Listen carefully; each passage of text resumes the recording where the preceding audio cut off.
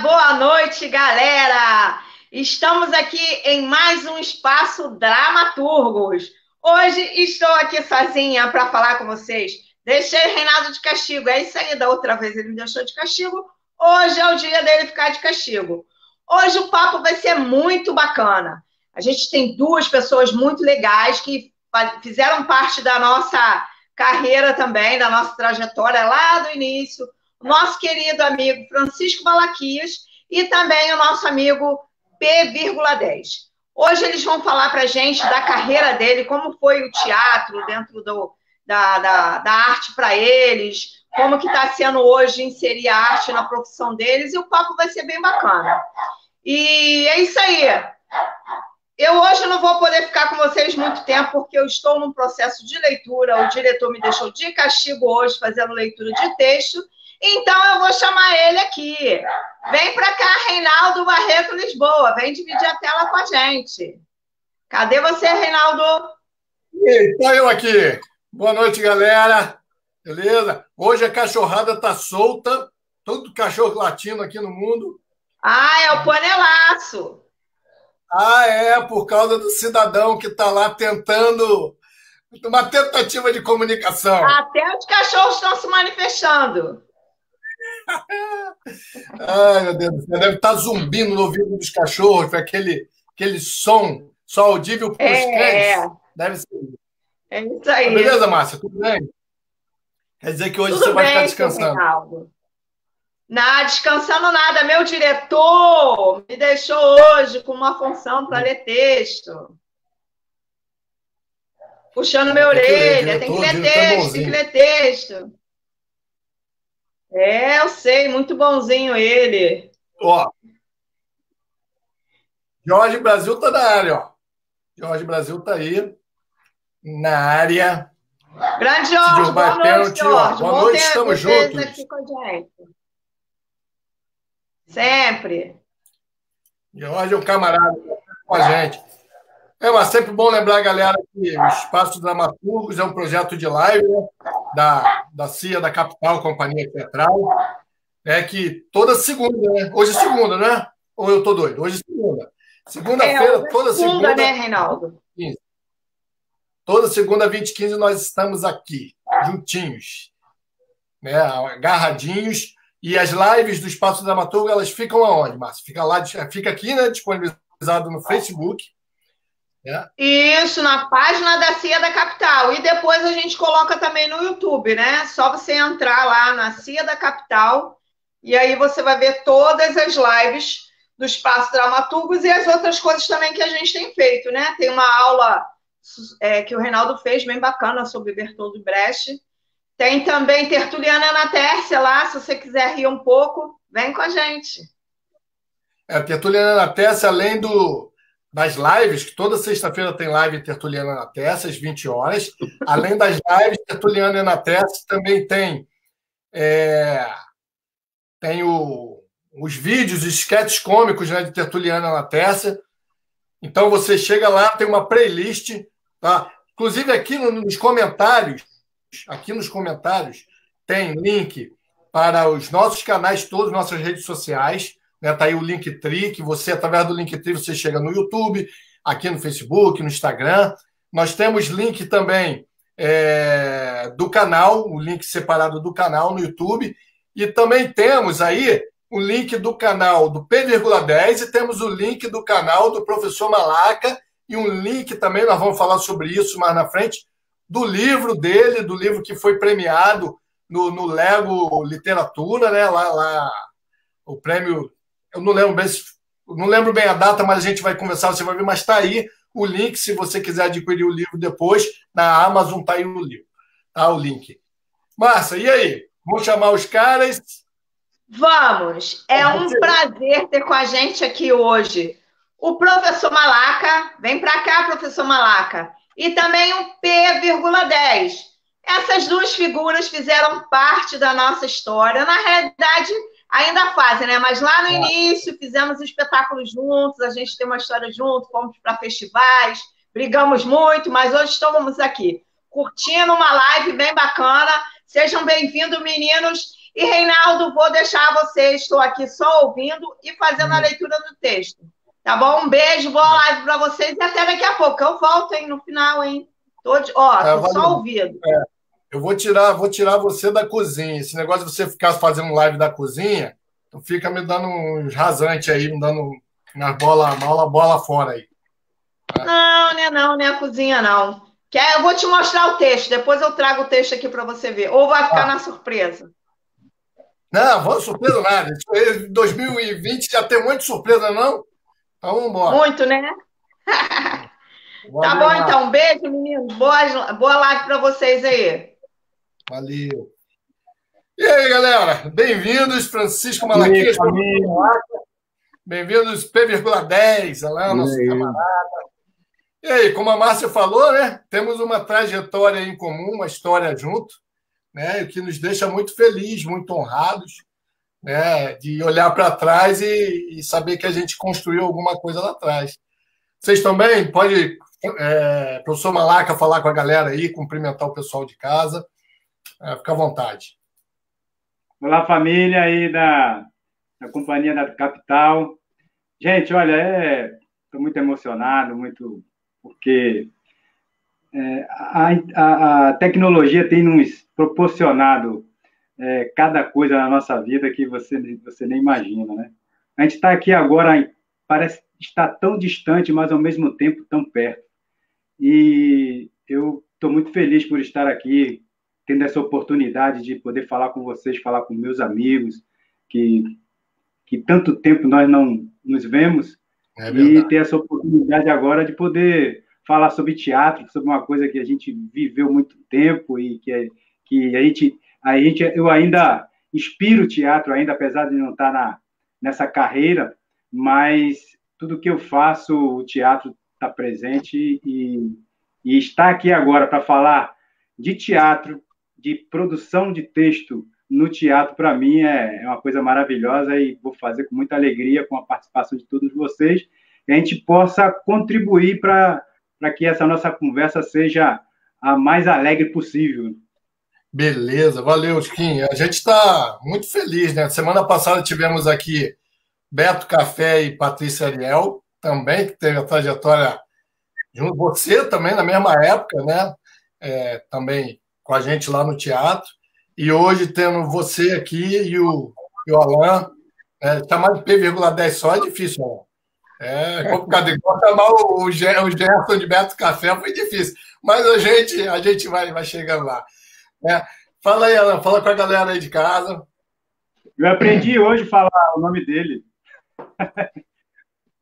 É o primeiro desafio, na verdade, né?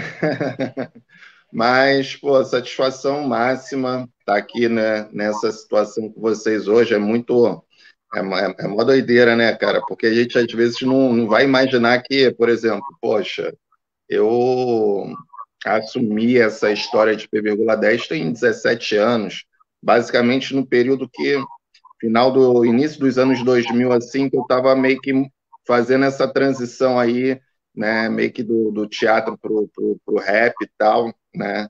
Mas foram aprendizados e momentos que, assim, ficaram eternamente mesmo que na história, e eu carrego até hoje, né? E vou carregar. Então é uma nostalgia a gente, de certa forma, estar aqui nesse momento hoje, diante disso tudo que está acontecendo, para poder trocar uma ideia maneira, responsa e meio que bater essa nostalgia, né? E acho que ele é o único que não tá com o cabelo branco, né? Pô! Tô tirando, já tô começando a tirar. Era moleque também, pô, né? A gente já tava lá no TSC, era moleque, bem mais novo que a gente, apesar de eu ser um cara bem novinho, né? Mano. Você tá usando? Oi? Qual a fita que você tá usando? Tá tudo ficando branco mesmo. Olha lá, então, assim, eu gostaria primeiro que vocês, na formalidade, que vocês falassem um pouquinho da trajetória de vocês, da carreira, desde lá de trás, né? Falar um pouquinho, a Alain falou aí, tem P,10, tem 17 anos aí já, né, que assumiu o rap e o nome, o P,10, que depois vai dizer para a gente também porquê do nome. Também é difícil chamar o professor Malaca, que a gente é Chiquinho a vida inteira, Chiquinho, Chiquinho, Chiquinho. Professor Malaca é difícil, mas a gente vai se entender. A gente vai se entender. Então, por favor, Malaca, diz aí para a gente, conta um pouquinho da sua trajetória para a gente. O pessoal de casa conhecer você, seu trabalho, e se motivar com a sua história. Cara, depois de tanto tempo, eu falar disso é até emocionante para mim, sabe? Mas você faz parte da minha história, né? Lá no início, nós construímos essa história. Nós nos conhecemos na época lá na igreja, ali na Covanca, em Duque de Caxias, e aí eu me lembro que um dia você, que era figurinha marcada lá em casa, você apareceu lá em casa e foi falar comigo, acho que tem um teste de teatro lá, Armando Mello, não sabia nem onde era, e aí eu, vai lá para se inscrever, e eu cheguei e falei, não, fui lá, fui fazer o teste lá. Eu me lembro que nesse dia, inclusive o Beto Café, ele foi a pessoa que me deu um tema, né, para eu fazer o meu teste, porque eu não sabia o que iria fazer. Eu fui para lá por ir, não sabia nem o que iria fazer. E ele falou, não, cara, eu falei, Beto não, eu falei, Jefferson, cara, eu não sei o que eu vou fazer, não, o que eu vou fazer aí nesse palco aí, não. Ele falou, não, rapaz, isso aí é fácil, você faz o seguinte, não tem aquele verso de Nelson, não tem aquele verso que fala assim, ó, tinha uma pedra no meio do caminho tinha uma pedra, de Carlos Drummond de Andrade. Aí eu falei, tem. Então, você fala isso, vai repetindo, cada vez que você repetir essa frase, você faz uma cara diferente, faz um gesto diferente, ri, chora, se angustia. Aí eu falei, tá legal. Eu fui subir e fiz o teste lá e deu certo. E a partir desse momento aí que eu conheci o teatro foi e é algo na minha vida assim, de extrema importância que marcou totalmente a minha vida. Eu me lembro quando eu fui no Rio de Janeiro aí, em 2017, eu estive com o Guedes Ferraz, e aí eu conversando com ele, eu falei para ele, Guedes, o teatro foi algo tão importante na minha vida, culturalmente falando, de conhecimento, que ele me ajudou para que eu pudesse passar no vestibular aqui lá em Alagoas. Aí ele falou, como assim? Falei, porque lembra quando nós fizemos o espetáculo Em Busca da Fantasia, e aí o Guedes trazia revistas, muitos jornais, reportagens sobre o tema que envolvia a nossa peça, que era a questão do super-herói, que era a massificação da mídia, né, dentro dos lares das crianças, a questão dos super-heróis. E aí ele trouxe uma reportagem de uma revista que eu me lembro que uma criança ela se joga, né? Ela via o filme do Superman e ela sobe em cima de um móvel lá qualquer e com uma capa e ela vai e se joga, né? Se joga. E ele conta isso pra gente e fala dessa questão da massificação. E aí, quando eu fui fazer a prova do Enem não existia Enem ainda, né?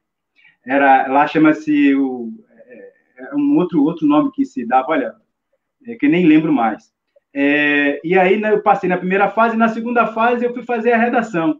E quando eu fui fazer a redação, foi justamente um tema que estava ligado à massificação da mídia dentro da sociedade. Aí, meu amigo, o repertório que eu tive durante o tempo que eu passei no teatro encenando, esse repertório, ele veio à tona na minha cabeça e foi aí que eu desenvolvi a minha redação em cima desse repertório.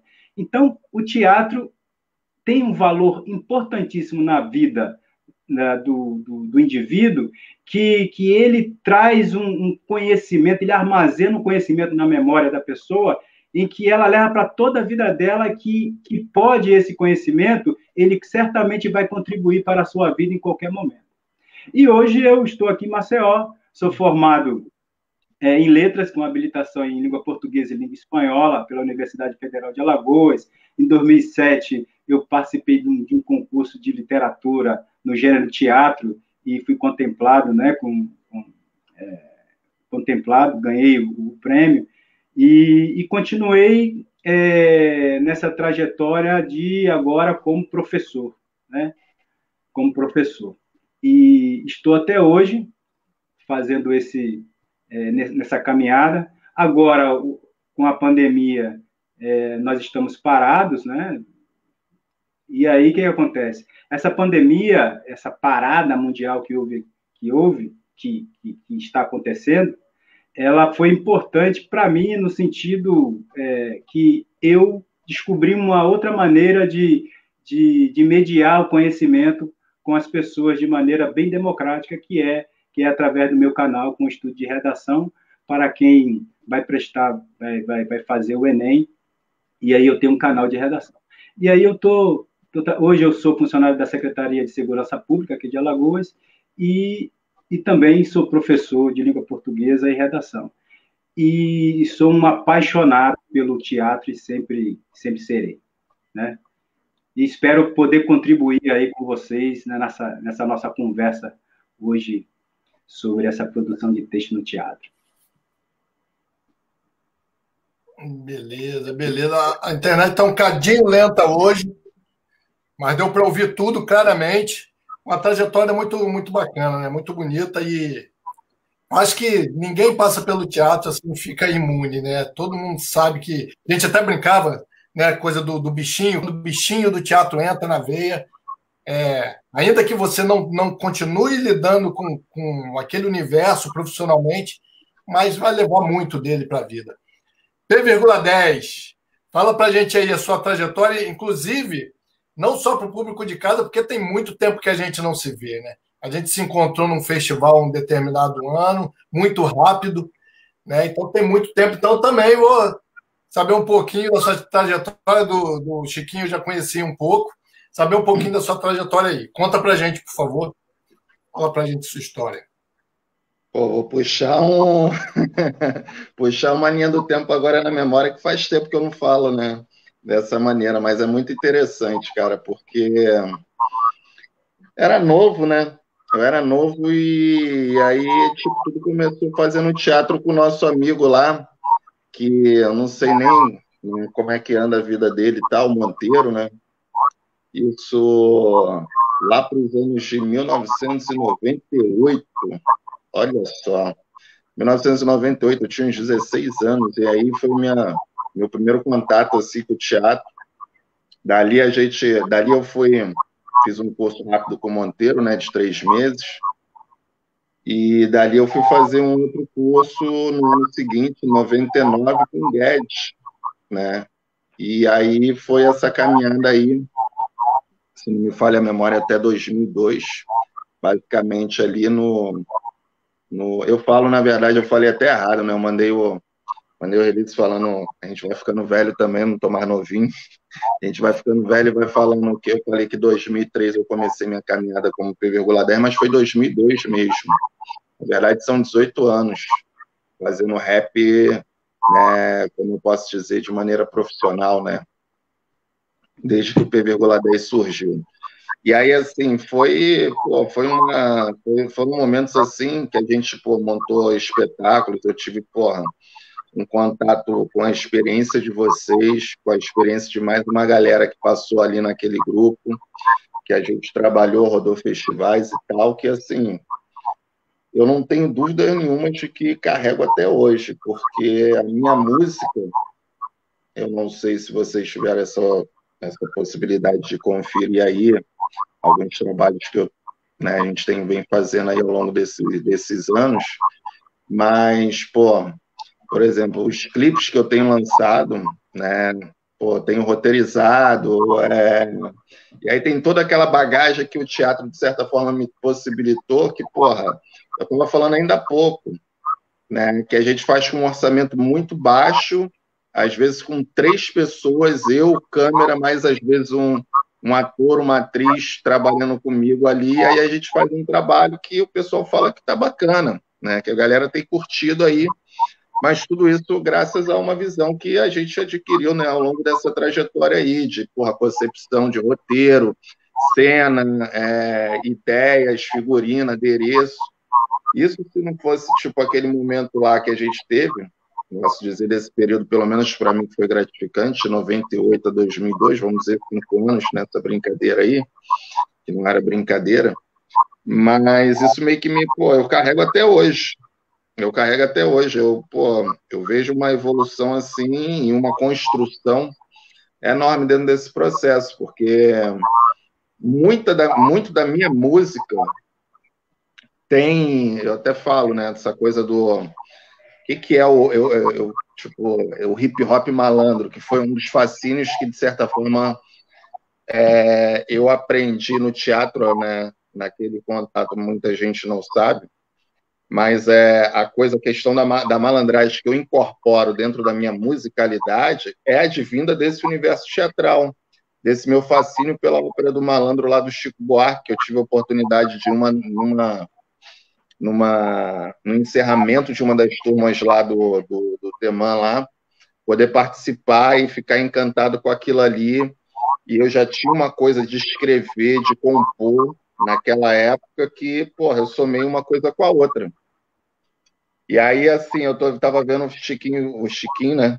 Para mim vai ser também sempre Chiquinho, falando sobre o Carlos Drummond de Andrade, já respondendo a essa pergunta, que o Reinaldo falou sobre o P,10, eu sempre explico que o P,10 é meio que tipo uma simbologia que eu criei que significa o seguinte, vamos lá. O P representa paz, poder, progresso, prosperidade, perseverança, persistência, poesia, plenitude, enfim. A vírgula é o obstáculo no meio do caminho, assim como o poema do Drummond. No meio do caminho tinha uma pedra no meio do caminho, e foi a inspiração. E o 10 é a nota máxima que se tira numa avaliação escolar, é a camisa principal de um time de futebol. Eu queria um nome original, e aí, dentro dessa construção, de eu ficar ali bolando, veio essa ideia, eu tinha a ideia veio a ideia do P, aí veio o 10, eu falei, P10, que tem uma galera que acaba lendo errado às vezes nesse sentido, né? E aí eu até brinco, quando eu escrevo os sinais gráficos, tem uma vírgula ali no meio. Se você não ver, você vai tropeçar. É meio como se fosse um ensinamento também, né? Então, ficou o P,10. E aí foi isso, né? Essa é a visão da história. E aí essa coisa do hip-hop malandro que começou a partir desse processo também, desses momentos que eu passei nessa vivência que eu tive lá com o teatro, naquele período que nós ficamos lá, e isso eu carrego até hoje. Na hora, para construir né, principalmente agora que eu estou trabalhando muito nesse momento com vídeo, né, a gente tem mais um clipe para lançar aí esse mês, no final desse mês, fiz 3 dentro de um mês, assim, né, então é o que tem me deixado ativo no mercado, de certa forma, e produzindo, e isso tudo vem desses momentos aí. É isso, como eu digo, esse é o princípio.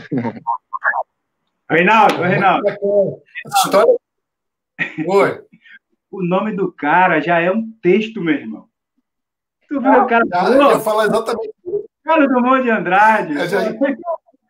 O nome do cara é um texto, é uma produção textual. Muito bom. Exatamente, eu ia falar exatamente isso. Que o nosso tema produção textual, e de repente alguém vai imaginar, quando você fala em texto, né? Imagina aquela forma acabada, parágrafos, né?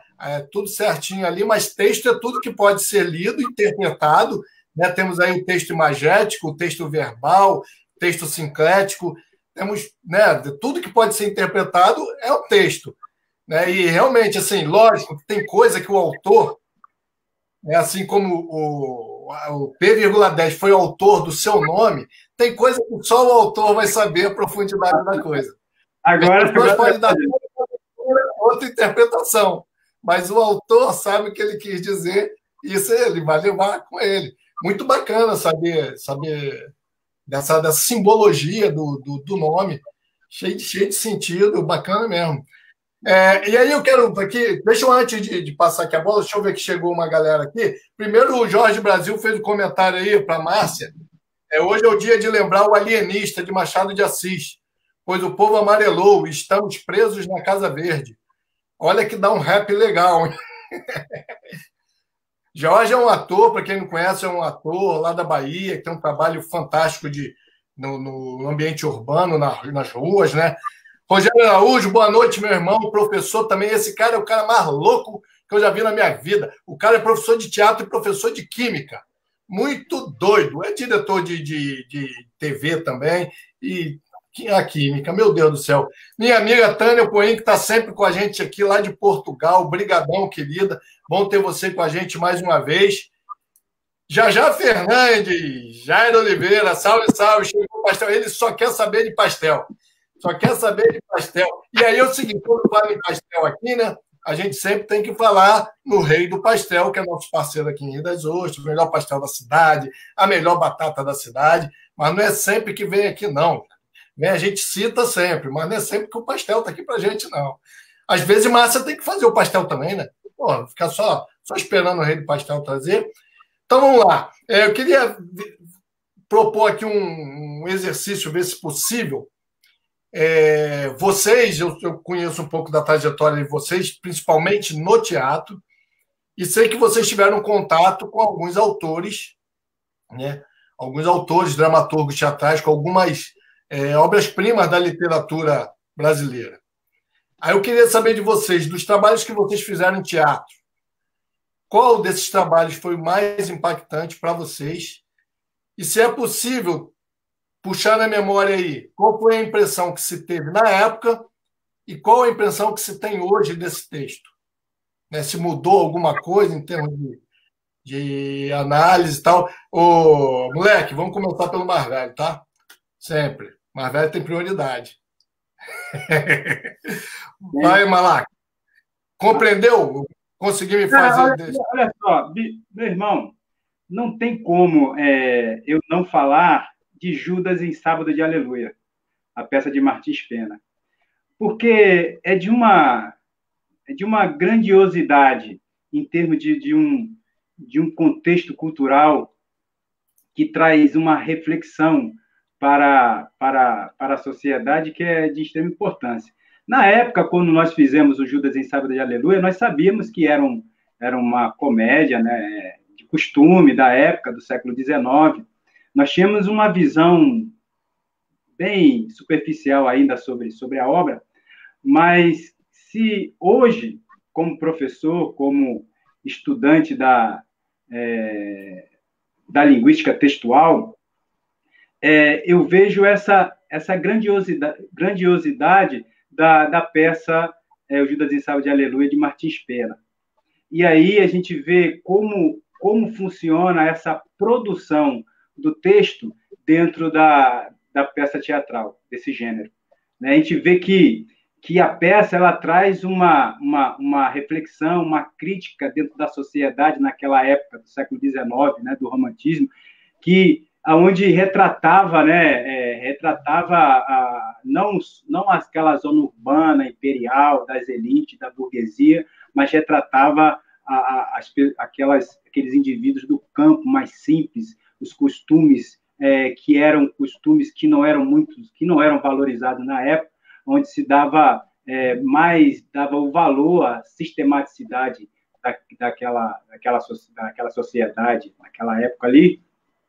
Os valores eram os valores morais, né, que tinha aquela sociedade, que não olhava para aquela outra sociedade, que era uma sociedade mais discriminada, onde tinha negros, tinha os camponeses, tinha os pobres, tinha os mulatos, tinha as prostitutas, os ébrios, enfim. E o texto ele traz essa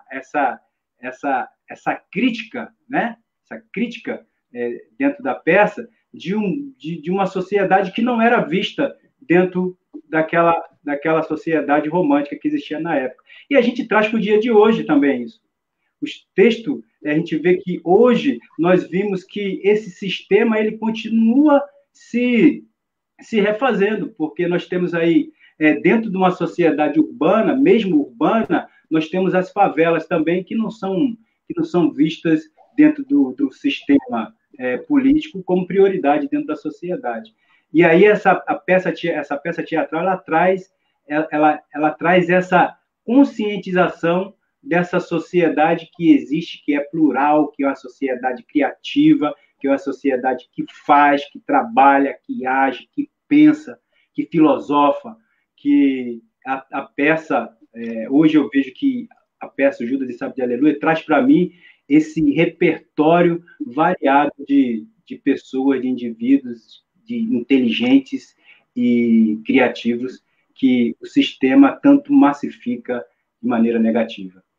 Eu vejo que, dentro dessa perspectiva de produção de texto dentro do teatro, isso vai contribuir também para o leitor que, quando lê a peça, ele vai adquirir um repertório, para fazer a sua reflexão sobre a sociedade. E aí, a produção de texto é uma contribuição desse autor, que ele vai estar dando ou melhor, a contribuição do leitor, do espectador, ou do ator, dos diretores, que vai estar dando a peça para a produção desse texto. Uma releitura, uma contribuição do texto. E o texto, Martins Pena, ele traz para mim essa visão bem ampla do que é a sociedade, que é essa discriminação que existe dentro da nossa sociedade para os mais humildes ou os menos, que têm menos oportunidades. Muito beleza, muito bacana. O Judas Sábio de Aleluia foi marcante para nós que fizemos. E Martins Pena realmente tem, além de ser um marco, né, ali da dramaturgia brasileira, né, a escrita dele é riquíssima. E aí a gente vê aquela coisa, né, da arte que te possibilita ter contato, né, com uma obra de 1844, que é, né, essa obra do Judas e Sábio de Aleluia. E antes mesmo nós tivemos contato com a obra de Arthur Azevedo, né, acho que foi Capital Federal, de 1897, quer dizer, você acessa períodos históricos fascinantes, né? O teatro é um documento histórico, né? O texto teatral. A gente vai falar disso já já. Fala aí, Alan, dos textos que você esteve em cena, eu lembro de alguns, qual que te marcou mais e qual é a sua visão antes, ou se mantém essa visão? Como é que é?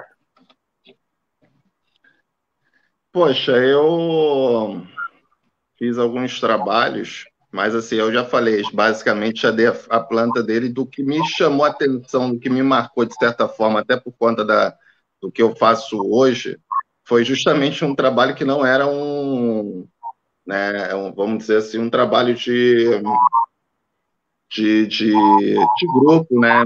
De grupo de teatro e tal, que foi essa participação e esse contato com a obra do Chico. Quando eu fiz essa participação no encerramento de uma das turmas lá no Temã, que foi a Ópera do Malandro. Aquilo ali me impactou de tal forma que, tipo, me fez meio que criar uma narrativa para minha maneira de se expressar dentro do meu rap. Então, mergulhar naquela coisa ali, como eu estou falando, porque foi a partir, por exemplo, quando eu vou conceber a coisa do hip hop malandro, do P,10 e tal, de buscar, porque eu acho que isso é importante. Eu já fazia, já escrevia, mas eu sempre fui um cara muito... Eu venho dessa época do CD, do release, de pegar a capa, ver como é que o cara concebeu aquele disco, aquela letra foi pensada de qual forma. Então, assim, quando eu criei o meu trabalho, né, eu fui buscar nesse universo da ópera, do Chico, e aí eu fui desdobrar, fui comprar Carnavais, Malandros e Heróis, do Roberto da Mata, um antropólogo fora de série, que fez essa obra maravilhosa para entender esse universo. Fui buscar o texto da Dialética da Malandragem, do Antônio Cândido também, né? Na época eu já estava fazendo letras, então, tipo, eu sou de letras com literaturas, e isso já meio que... Eu fui juntando uma coisa com a outra para poder fazer essa construção que gerou no P,10 e no Manual Prático de Malandragem, que é a saga que, de certa forma, eu criei, né? E estamos indo para o terceiro volume, para esse terceiro disco aí, né? Meu primeiro disco, ele bebe muito nessa fonte. Então, sem sombra de dúvidas, foi a ópera do Chico, porque eu cheguei depois até a criar uma versão a ópera Rap da Malandragem, influenciada por isso aí, tive a possibilidade de contar até com a direção, auxílio lá do Guedes, da galera do teatro, Marcelo, o pessoal todo lá. A gente acabou conseguindo fazer uma montagem no ano de 2009, isso. Então, assim, tentando trazer uma estética mais contemporânea para essa ideia do Chico, óbvio que, tipo, não tem nem comparação, né? Não estou longe de querer comparar isso. Mas eu não tenho dúvidas que essa foi a obra que mais me influenciou, mesmo não sendo uma obra que eu tenha caminhado muito com ela, ou tenha, tipo, trabalhado bastante nela. Mas isso meio que, tipo, fez com que minha carreira seguisse um rumo, sabe? Foi isso. Chegou um cara aqui que eu não sei se vocês conhecem, tal de Valdeci de Moura, tá dando boa noite aí. Também conhecido por Ferraz.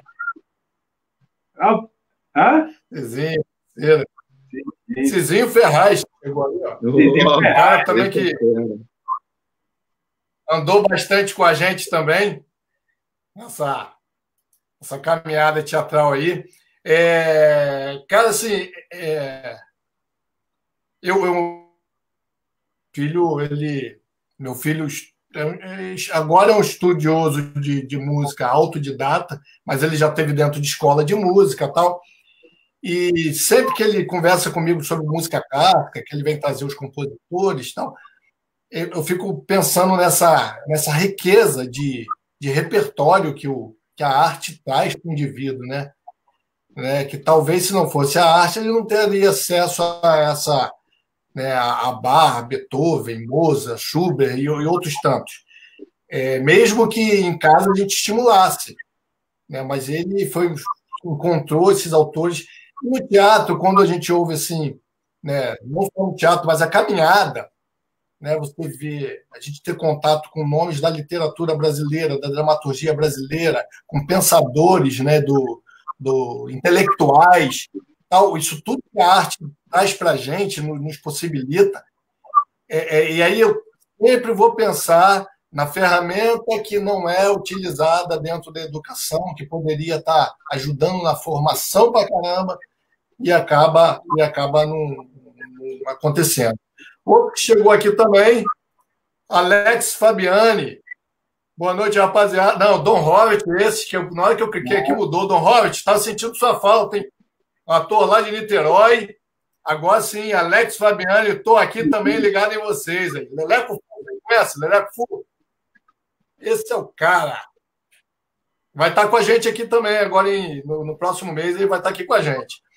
Então, eu queria saber de vocês agora, assim, até que ponto o teatro influenciou vocês na escolha dessa carreira, né, para letras, para literatura?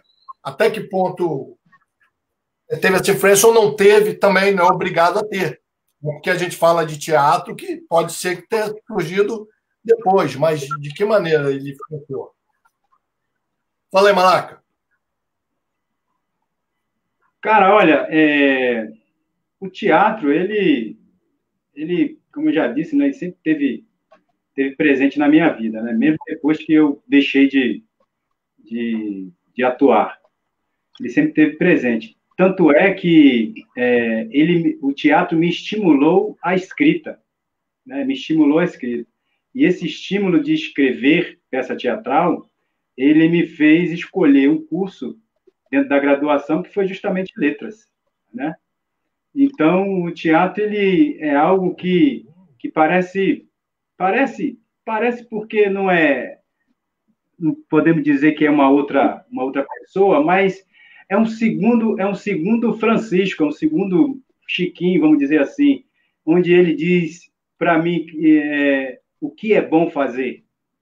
O que é bom fazer através do que eu tenho, do que eu adquiri na minha mente, de todo esse contexto que o teatro criou para mim na minha vida, e foi ele que me fez seguir esse caminho de educador, de professor, de mediador, e ter essa consciência que o teatro ele é uma arte onde ela agrega vários conhecimentos, né?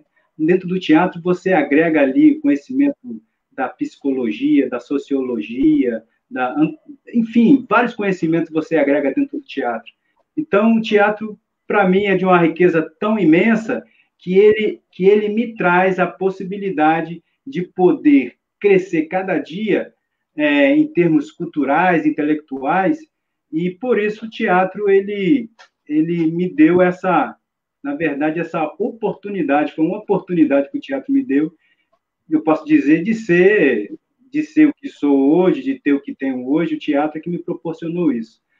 Quando eu olho para trás, né, e vejo o que eu fiz anteriormente, aonde eu estava anteriormente, as pessoas que eu estava anteriormente, o ambiente onde eu estava anteriormente, que era o teatro, eu vejo que valeu tanto a pena que a construção, a minha construção como pessoa, como mente, seria uma outra completamente diferente se não fosse o teatro que tivesse me abraçado e me orientado o que eu poderia ser se eu seguisse esse caminho tão diversificado, criativo, intelectual, vamos dizer assim, mas ao mesmo tempo bem popular, bem interativo, bem humilde.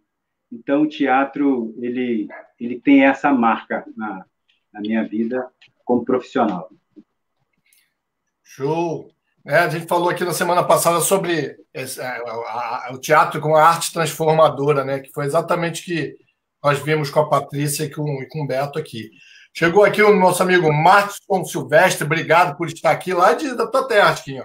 Maceió. Meu companheiro, meu parceiro aí.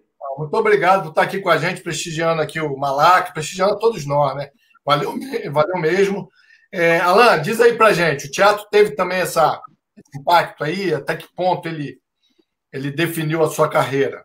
Não quer dizer, definiu entre aspas, né? Que a gente pode mudar, amanhã pode ser outra coisa, a gente é mutável, o homem é um ser mutável, como diria Bertold Brecht. Diz aí pra gente. Bom, como eu acho que já passei essa visão, né?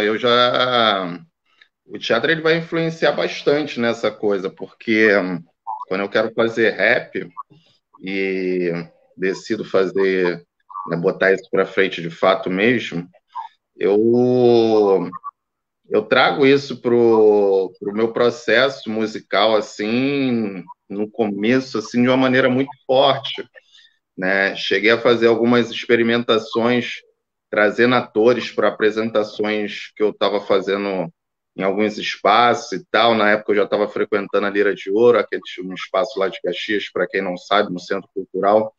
Eu tive a possibilidade de ser presidente do período de 2015 a 2018, né? Então, assim, o teatro ele vai meio que tipo fazer parte dessa minha construção, como eu digo até hoje, mas ele lá no processo embrionário assim dessa mudança, dessa transição assim, ele vai ser fundamental, porque é o que eu vou trazer para minha letra, é o que eu vou fazer. Você falou agora do Brecht aí, eu me lembro que eu usei, a gente faz muito isso, fazia muito isso no rap, né, dos anos 2000, assim, essa coisa das citações de frases. Eu estava conversando com um amigo outro dia até sobre o Antônio Abujamra, e eu me lembro de ter usado algumas frases, algumas ideias que ele trazia, né, para as suas peças e para os seus pensamentos em algumas letras minhas.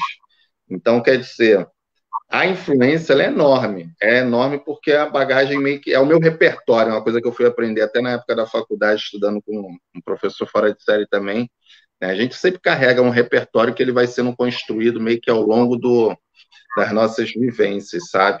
E aí é mais ou menos isso, não tem muito o que falar dentro desse processo. Ele vai meio que moldar minha caminhada nesse sentido. Tudo que eu vou meio que fazer, até mesmo nessa coisa de lidar com arte, com letras, é influenciado pelo teatro, porque ali eu estou no contato com a palavra também, eu estou no contato com o texto, e o meu rap ele vai trazendo essa coisa da expressividade também, né? E é isso. Bacana.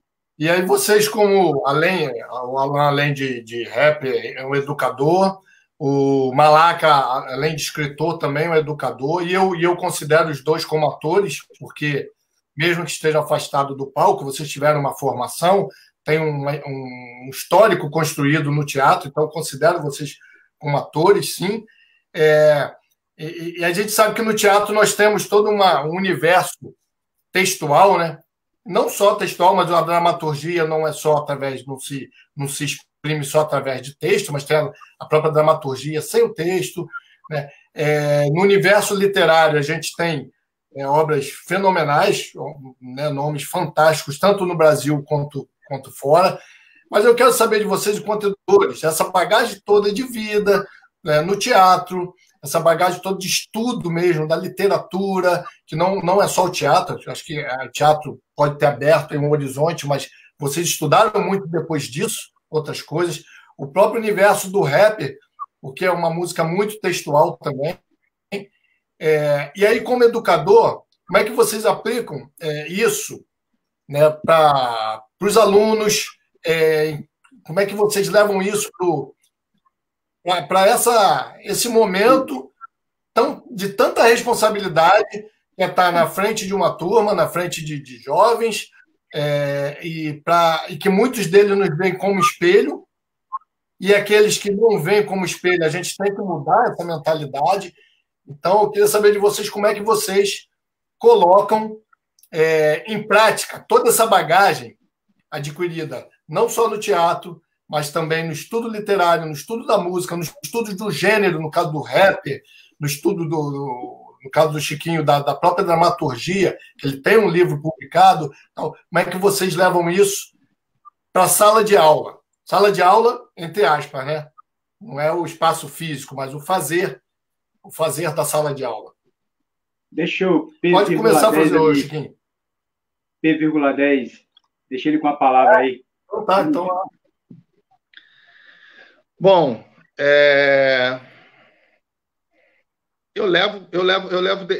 engraçado, né?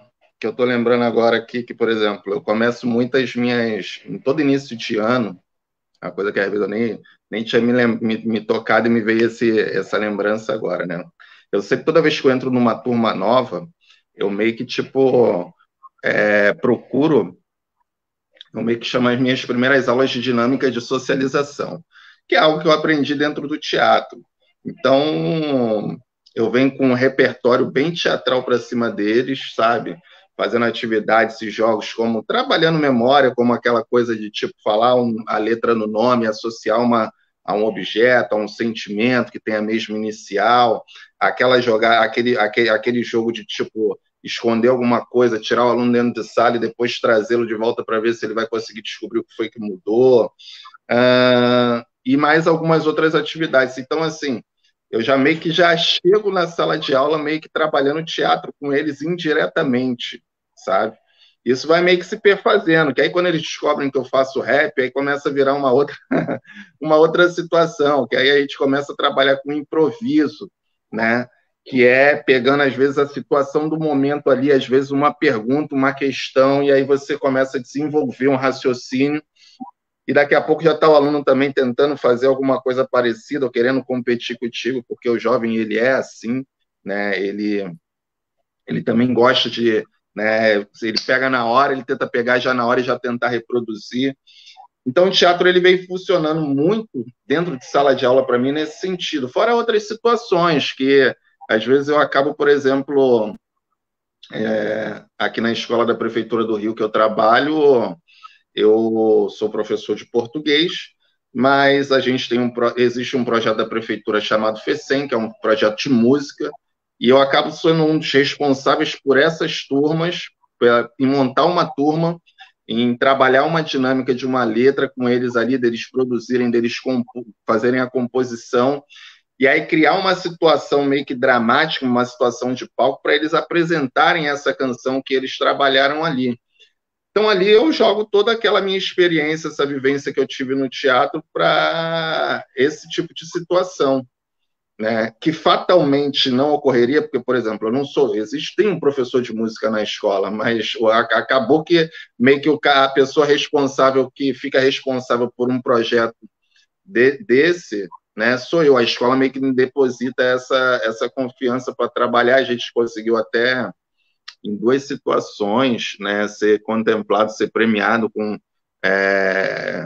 vencendo uma etapa que eles chamam de regional, né? E aí indo para uma etapa municipal e tal, os alunos foram se apresentar no Imperato, uma situação muito gratificante para a escola e para o trabalho. Eu fiquei, né, muito honrado por ter, de certa forma, colaborado com isso. Então, assim, o teatro meio que vai entrando em vários momentos dentro das minhas aulas, dentro do meu universo ali. Eu estou sempre pegando alguma coisa que é meio que tipo... que eu acho bacana, né? Eu chego sem nada, às vezes, né? Sem livro, sem apostila, e consigo fazer uma aula com eles, trabalhando só, por exemplo, teatro, improviso e situações, né, desse contexto. Show. Muito legal, né? As formas são infinitas de trabalhar. Estava até conversando com o Malaca hoje, quando a gente fez o teste aqui, Alan, que o nosso interesse aqui é justamente isso, saber como...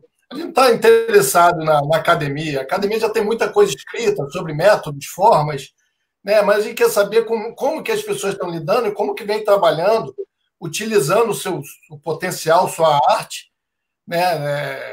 Colaborando com os alunos e tal. E é fantástico, porque cada educador que vem aqui, que é educador e tem essa vivência também artística tal, eles encontram maneiras de trabalhar em sala de aula muito criativas, maneiras assim muito às vezes inusitadas, né, e que surpreende até, e é fantástico isso. Ô, Malaca, deixa eu colocar mais um salzinho nessa pergunta, porque você trabalha hoje falando de produção textual. Eu acho que hoje o grande bicho-papão de muitos jovens criou, assim, se colocou um nível de responsabilidade muito grande como êxito, né, como um indicativo de êxito, são as temidas redações, né, do Enem.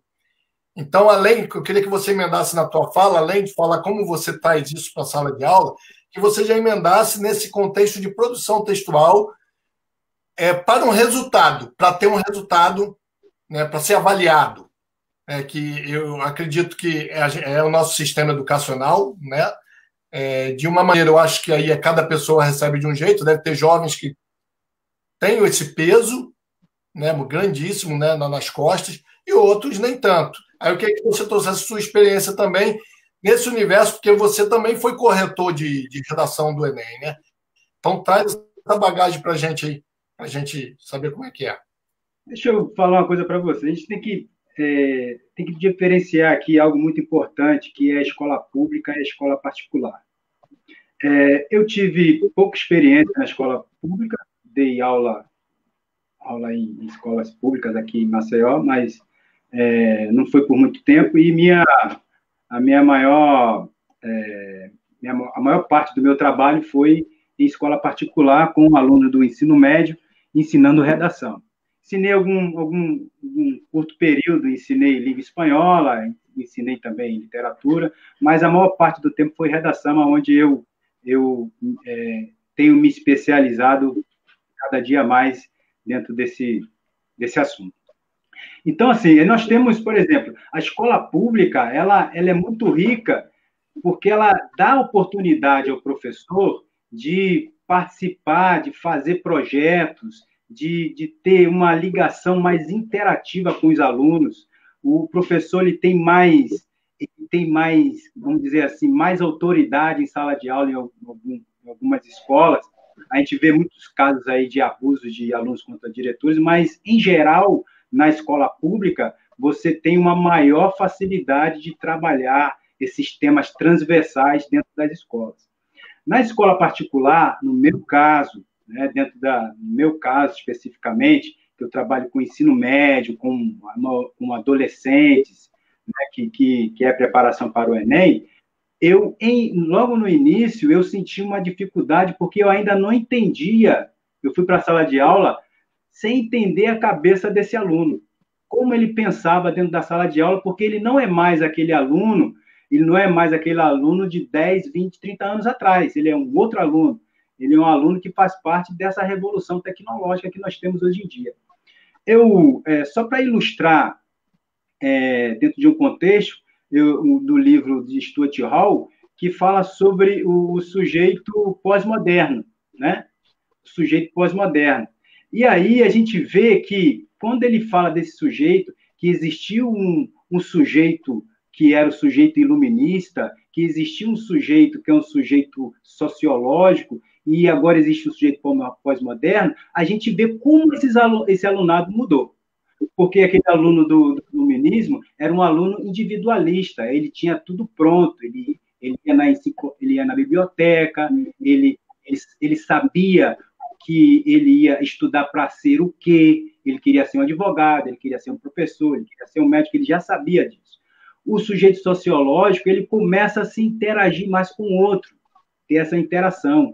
E aí nós chegamos agora no sujeito pós-moderno, que é esse sujeito agora, com o advento da internet, da globalização, a gente vê que é um sujeito individualista, mas é um individualismo que é o seguinte, que o sujeito, ele adquire o conhecimento efêmero, é líquido, né? Ele adquire conhecimento tão rápido, a cada dia ele está adquirindo conhecimento, que o professor, quando chega em sala de aula, aquele professor formado na universidade, que teve uma formação tradicional, quando ele chega na sala de aula, ele não tem esse aluno tradicional, ele sente dificuldade. Então, até eu pegar ter a noção desse aluno, eu tive algumas dificuldades. Depois eu comecei a trabalhar com esses alunos dentro dessa perspectiva de um sujeito pós-moderno.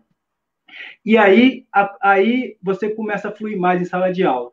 Quando a gente traz esse ensino da redação do Enem, que é um ensino mais sistematizado, onde existe uma grade de competências, as 5 competências que o aluno tem que saber para ser avaliado, eu comecei a fazer de forma que eu utilizasse vários tipos de repertórios, para que ele entendesse que um texto, ele não é um texto só por uma produção de uma pessoa única, o texto não é um produto acabado, que ele escreveu ali, fez um texto e acabou, não, que o texto é algo que vai se construindo a cada momento, a cada instante, com a interação dos escritores, dos indivíduos, dos produtores, dos leitores.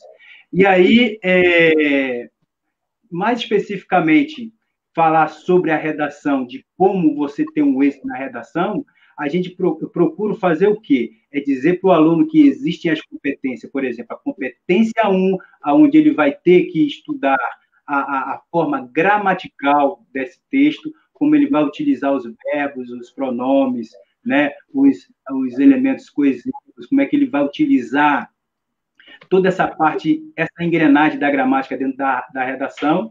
E aí você tem a competência 2, que essa competência 2 ela está muito ligada, está ligada, ela é o repertório sociocultural que a pessoa deve ter, que é através do repertório para ele ter entendimento do tema, ele entender o tema.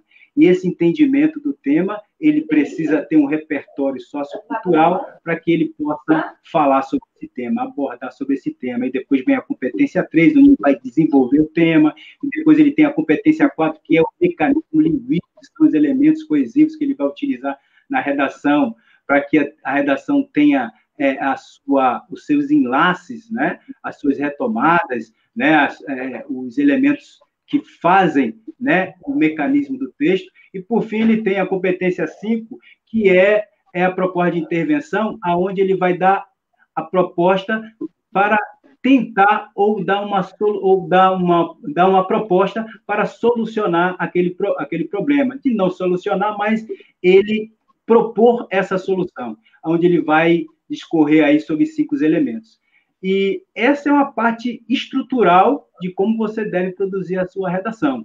Mas, para que essa redação ela realmente tenha sentido, é necessário que esse participante ele precise ter um repertório sociocultural para que essa redação ela tenha sentido. A produção de texto, a produção de sentido vai depender desse conhecimento prévio dele da leitura, do conhecimento empírico que ele tem do mundo, do conhecimento do repertório sociocultural de assistir filmes, do repertório de ver teatro, de assistir teatro, cinema, enfim. Todo esse repertório que nós temos diversificado, o participante, o aluno, ele precisa absorver esse repertório para que ele possa desenvolver a sua redação, porque nessa redação ele vai defender um ponto de vista, e o ponto de vista dele precisa estar fundamentado em cima de um repertório que ele tenha conhecimento, e para isso é preciso conhecimento prévio. Bom, de forma geral, assim, de forma geral, sistematicamente, a gente vai trabalhar a redação com os alunos dessa forma. E é lógico que em sala de aula você utiliza aí, dentro desses repertórios, algumas dinâmicas, né? Principalmente a dinâmica teatral, você pode utilizar dentro da sala de aula como uma maneira mais alegre, mais eficiente ou mais lúdica, para que o aluno possa assimilar esse repertório. Agora, eu queria dizer uma coisa, que não é fácil, a gente não pode querer cobrir as coisas, não é fácil trabalhar o teatro, né, dentro de sala de aula, não é fácil. Você precisa ter bastante estratégias para que você insira esse trabalho de teatro dentro das escolas, sala de aula, porque os alunos hoje são muito relutantes para essas atividades lúdicas dentro da sala de aula. Isso não quer dizer que é de modo geral, mas, por exemplo, particularmente nas escolas particulares, na escola que eu dei aula, a gente tinha uma certa dificuldade para que a gente pudesse fazer esse tipo de intervenção aí, lúdica para adquirir conhecimento sociocultural. Mas isso não quer dizer que é impossível. Isso quer dizer que a gente tem que estar sempre mudando e procurando estratégia para que você possa inserir de uma maneira mais como eu posso dizer, de uma maneira lúdica, em que o aluno ele aceite também o que você vem propor. Porque, às vezes, o professor ele quer propor algo que o aluno não aceita. Então, nós precisamos da aceitabilidade do aluno para que o ensino dentro da sala de aula ele seja aceita pelo aluno, e aí você tem essa interação com o aluno de aceitar melhor a maneira de como você vai passar esse conteúdo para o aluno, porque às vezes para o professor parece ser muito lúdico, muito bonito, muito bom, mas para o aluno é algo maçante, é algo, enfim, eles têm a visão deles lá. E a gente precisa que o aluno utilizar uma metodologia em que o aluno ele colabore com o aprendizado. Porque a ideia que nós tínhamos de que o professor era detentor do conhecimento, que estava em sala de aula, que o aluno estava ali só para aprender, essa ideia hoje ela não é mais coerente, porque o aluno hoje ele não vem para a sala de aula sem saber nada. O aluno não vem para a sala de aula vazio. O aluno vem para a sala de aula cheio de questões, de interrogações, de perguntas complexas para o professor, e que nós devemos estar cientes que essas perguntas elas fazem parte agora do nosso cotidiano em sala de aula, e que ela nos faz refletir e nos faz também buscar novos conhecimentos, pesquisar, para que a gente possa estar sempre inovando dentro da sala de aula, não com uma maneira sistemática de aprendizagem para nossos alunos. De maneira geral, basicamente. Bom, muito, muito bom, Francisco. Quando você fala dessa sociedade líquida, né, que o Bauman traz na sua obra, quase todo, é engraçado que essa semana eu estava estudando sobre isso, sobre essa sociedade líquida, e é realmente isso. E nós, como educadores, temos mesmo que, né, eu fiz até um curso recentemente, competências emocionais, físicas e tecnológicas para tempo de mudança. Então, assim, porque nós, como educadores, temos muito que correr atrás para acompanhar essa liquidez desse tempo. As coisas estão fluidas e mutáveis demais e a gente precisa mesmo se reinventar a todo instante. E aí, P,10, vamos lá, P,10. Quando o Malaca fala desse repertório sociocultural, né, e aí ele fala que ele trabalhou num ambiente, né, de escolas particulares, e realmente é uma diferença muito grande, até em condições de trabalho do próprio professor. Tal. E aí você é um cara que está no Rio de Janeiro, né, trabalha... eu sei que você trabalha em Seropédica, não sei qual é a outra praça que você trabalha, e que esse repertório sociocultural, tanto geográfico, né, que a gente tem do Rio de Janeiro, quanto desse ambiente da escola pública, ele é muito, muito característico aqui na nossa cidade, no nosso estado. E você é um cara que trabalha com rap, que eu acredito que tem uma identificação muito grande com boa parte dessa clientela. Posso estar enganado, mas é a impressão que eu tenho, né, pelo menos à distância. Eu queria que você falasse um pouco disso, de trazer esse teu repertório, né, essa tua vivência toda de um cara criado na Baixada Fluminense, né, de um cara que viu muita coisa, e que se isso te dá mais autoridade de você entrar numa sala de aula na escola pública e para conquistar esse aluno. O teu repertório conversa com desse aluno de que maneira? Bom, me lembrei aqui agora, eu estava até o ano passado participando de um projeto maravilhoso que a Prefeitura do Rio tem, que eu sou daqui de Jardim América, né? Mas eu fiquei 3 anos ministrando uma oficina de hip hop para alunos da Prefeitura do Rio, né, no contraturno. E ali na Pavuna, ao lado da Arena Jovelina Pérola Negra, né, um espaço chamado Clube Escolar, que é um espaço da Prefeitura, e recebe alunos da rede para poder fazer diversas oficinas, hip hop, teatro, jazz, balé, futsal. Então, assim, é um negócio doido. Mais doido ainda porque muitos alunos não conhecem, não sabem, e acabam não tendo, às vezes, o acesso à oportunidade de fazer uma oficina bacana sem pagar nada. É um negócio assim que a gente, tipo, meio que a gente recebe como profissional. Eu ganhava como se fosse professor, estivesse dobrando a minha carga horária, porque era isso que acontecia, e às vezes eu tinha uma turma, eu tive turmas de 10 alunos, quando eu poderia ter 20, sabe? Mas é um negócio bem louco que acontece, né? É uma coisa que eu acho que é o problema do sistema, nesse sentido, de não saber trabalhar com o seu próprio aparelho, né? Porque tem um aparelho, tem né, a competência, que são os profissionais, tem um contexto e isso não é bem disseminado. Mas, enfim, indo para o ponto da pergunta aí. Quando eu chego, muitas das vezes, que assim, eu trabalhei, minha primeira rede, né, minha primeira matrícula, né, no caso, como professor, foi em Volta Redonda.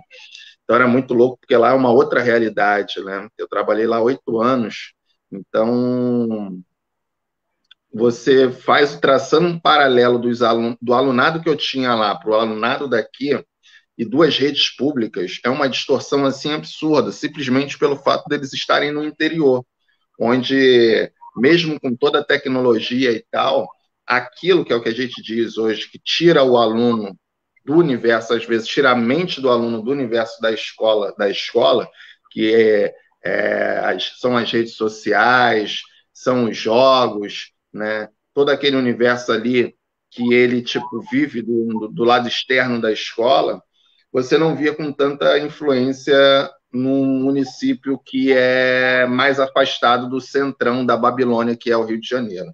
Então, assim, é muito distante, né? Eu trabalhei em Vigário Geral, depois trabalhei em Jardim América, trabalho até hoje. Trabalho em Seropédica, que já é uma outra realidade, porque lá eu trabalho com EJA, então são alunos de 15 até 50 e poucos anos, né, buscando uma formação, eles estão numa área mais rural, eles sofrem uma influência, sofrem, mas já é uma outra realidade. Então, assim, é muito louco, porque tem uma frase se não me falha a memória, do Evanildo Bechara, um gramático de português, que ele fala, né, você deve ser poliglota dentro da sua própria língua. Então, quer dizer, o que é isso? É você conseguir dialogar, e o professor Malaca estava falando isso ainda há pouco aí também, de uma outra forma, você conseguir levar esse repertório que você traz, né? Por isso que é muito importante o profissional que vai buscar dentro da educação, né, se tornar professor, ele tem uma vivência de mundo, né? Ele, de certa forma, como a gente teve, porque eu não chego mais numa sala de aula somente como professor de português. Eu chego como professor de português, mas com uma bagagem tendo atuado como ator dentro de um grupo de teatro, uma bagagem, né, estando atuante como um cantor de rap, tendo cantado por diversas localidades do Rio de Janeiro e de outros lugares do Brasil mesmo. Então, isso vai somar na minha maneira de comunicar com aquele jovem ali, que eu sei que muitas vezes o pai não dá uma assistência, a mãe não dá uma assistência, ele está solto pela rua. E, quer queira ou não, isso faz uma diferença, né? Falar de uma questão aqui, o fato de eu ser preto dialoga também muito com esses jovens, né? Porque pelo menos, eu posso meio que contar nos dedos durante a minha infância, minha adolescência, assim, de quantos professores eu tive no ensino médio e até na minha própria faculdade que eram pretos, né? E a maioria dos alunos da rede pública, principalmente no Rio de Janeiro, eles são pretos, sabe? Muitas vezes tendo uma direção branca, uma coordenação branca, e o resto a gente não vai falar. Mas o sistema ele é muitas vezes branco para lidar com alunos pretos que vêm de uma realidade muito diferente da qual, às vezes, o sistema quer enquadrá-los, sabe? Então, quando eu chego, por exemplo, numa sala de aula do meu jeito, como posso dizer assim, do meu jeitão, camisa larga, às vezes uma calça mais larga, um cabelo, né, que não é muito profissional, não tem cara de professor. Às vezes as pessoas me pensam que eu sou professor de educação física, que eu acho uma outra problemática, que aí é uma criação de um estereótipo, ou profissional de arte, né, pelo jeito assim, eu penso que eu sou de música mesmo, aí eu falo, eu sou professor de língua portuguesa. E aí rola aquele choque assim, caramba, ele vai dar aula de português, o que esse negão tem para falar para a gente aí? Então, quer dizer, e aí vem todo esse repertório, o repertório do teatro, veio o repertório do hip hop, né, que é uma linguagem periférica, que é uma linguagem que se comunica com o jovem, é uma música do jovem, quer queira ou não. O hip hop ele tem essa característica, porque ele não envelhece, mesmo hoje, chegando aos seus 45 anos, se não me falha a memória. É uma linguagem que ela é assimilada fácil pelo jovem, porque o jovem é meio que um primeiro contato, muitas vezes, não só o hip hop, mas o funk mesmo, que é uma música urbana e é uma música de periferia, muitas das vezes é a primeira linguagem que esse jovem tem como fazer música, né? Não porque seja fácil, mas é porque está dentro daquilo que ele está verbalizando. É uma linguagem que comunica mais direto com ele. E a gente tem essa coisa meio que tipo, o português, como é que é o português correto, português padrão e tal, e a gente não pensa na comunicação. E são essas expressões artísticas que, de certa forma, chegam antes, muitas vezes, do que a norma culta oficial da língua portuguesa para esses moleques. E é a partir disso que eles vão verbalizar, que eles vão se expressar com o mundo, que eles vão colocar, sejam elas da forma que for.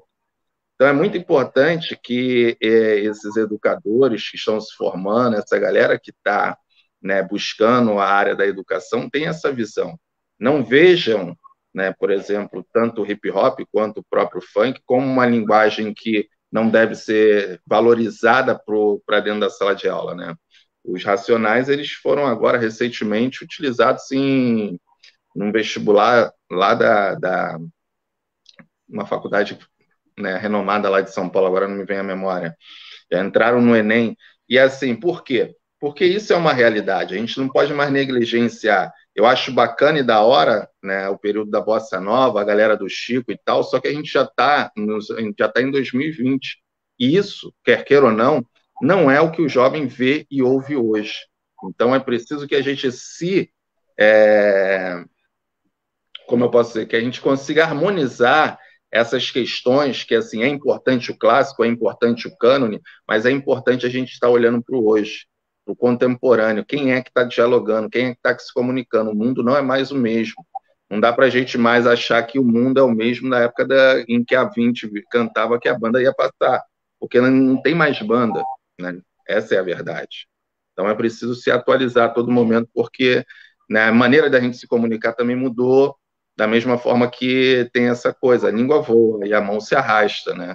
A gente não pode ficar somente preso à norma culta, somente às questões oficiais da língua portuguesa, que são importantes, são, né? Mas a dinâmica da vida, ela é outra. Cara, muito, muito bom esse depoimento. Ó. Aí eu vejo a galera que fica dentro dos gabinetes, né?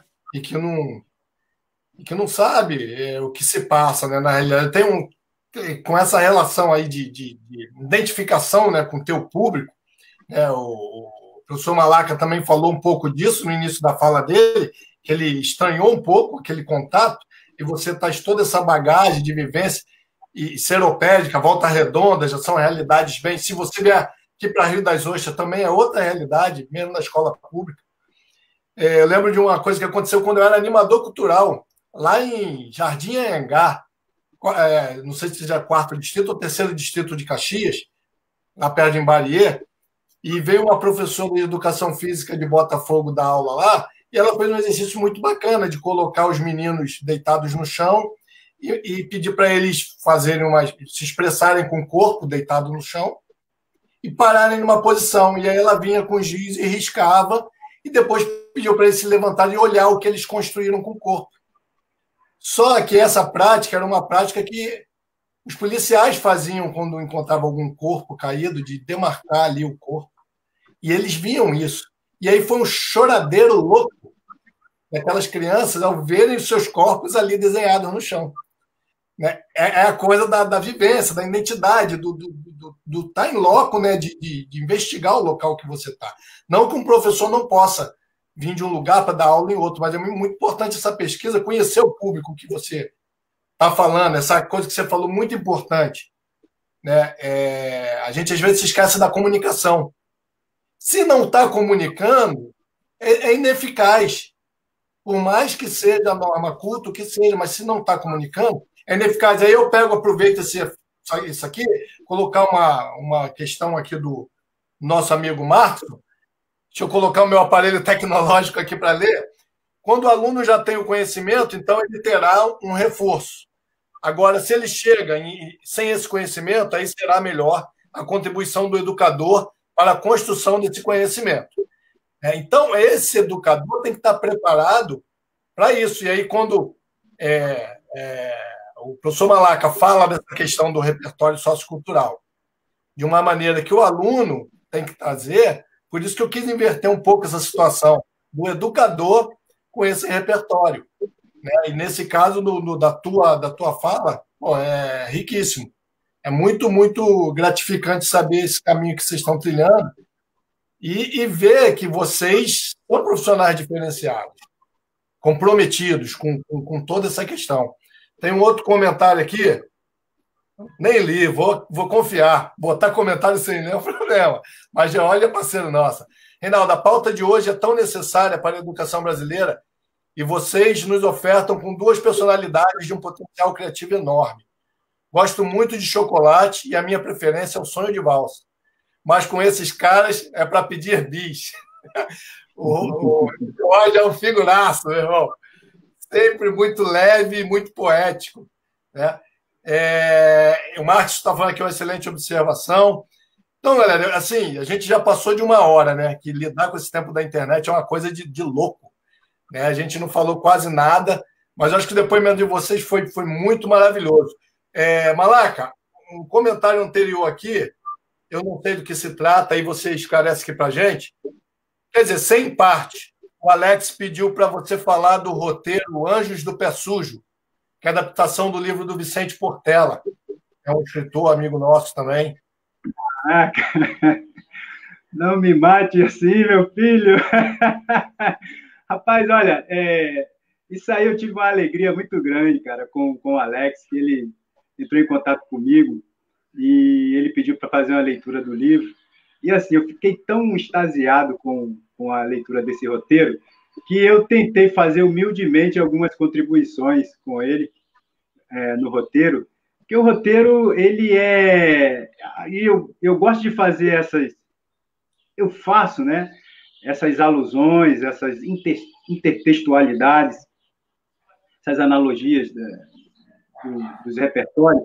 E aí, hoje do Pé Sujo, cara, assim, de maneira bem geral, não posso falar muito tecnicamente, mas ele retrata um ambiente da periferia, um ambiente daquilo que a gente estava falando, né, onde aquela sociedade romântica não dava importância. E o Pé Sujo é algo que traz uma reflexão sobre do que é uma sociedade real, que é o Brasil real.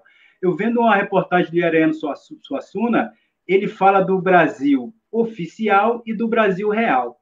E aí, o anjo do Pé Sujo é o Brasil real. É o Brasil onde tem lá o cara que é corrupto, é o Brasil onde tem o bebo, é o Brasil onde tem o policial corrupto, é o Brasil... Enfim, é o Brasil real, onde do Pé Sujo. E ele faz analogia, esse roteiro do Alex, ele vai falar muito mais do que ele é o dono da feira aí, é um texto, é uma produção textual de uma riqueza, de um repertório sociocultural imenso, de intertextualidade, que faz intertextualidade com por exemplo, com Platão, por exemplo, que faz intertextualidades com o ultrarromantismo, né, que é aquele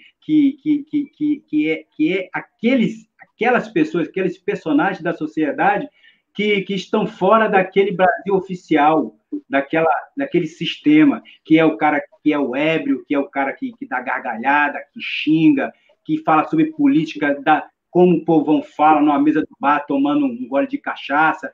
É um texto maravilhoso, de intertextualidade imensa, né? Então, eu fico muito, muito honrado, assim, o Alex pedir para eu falar sobre o Anjo do Pé Sujo, fico também com muito medo de falar sobre isso, mas o pouco que eu sei, o que eu li do Anjo do Pé Sujo, já me deu assim um êxtase tão enorme de um texto que vai trazer uma reflexão tão grande para Duque de Caxias, para quem for assistir esse trabalho, que, inclusive o Alex, segundo o Alex, ele falou que ia me convidar para fazer parte desse filme, para fazer uma pontinha aí com alguém aí. Eu espero que ele cumpra a palavra dele, né?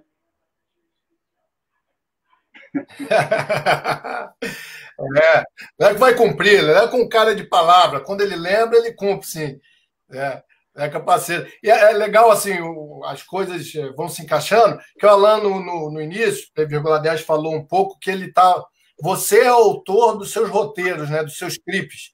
E aí a gente fala aqui de uma obra de audiovisual, um roteiro que é adaptado de um livro, né, que vai ser adaptado, está sendo adaptado de livro, e, de certa maneira, eu acho que todo mundo que constrói um produto audiovisual faz essa transposição de um lugar para outro, seja da literatura para o teatro, da literatura para o cinema, está fazendo essa adaptação contínua, essa edição, né?